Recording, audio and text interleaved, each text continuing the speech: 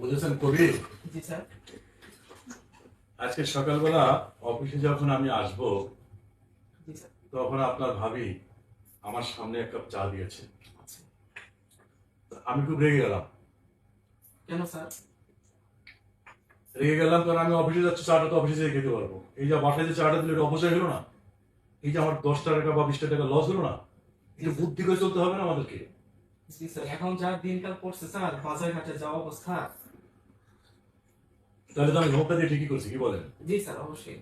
তাহলে কি ধমকটা আমি এভাবে চালিয়ে যাবো না বন্ধ করে দেবো?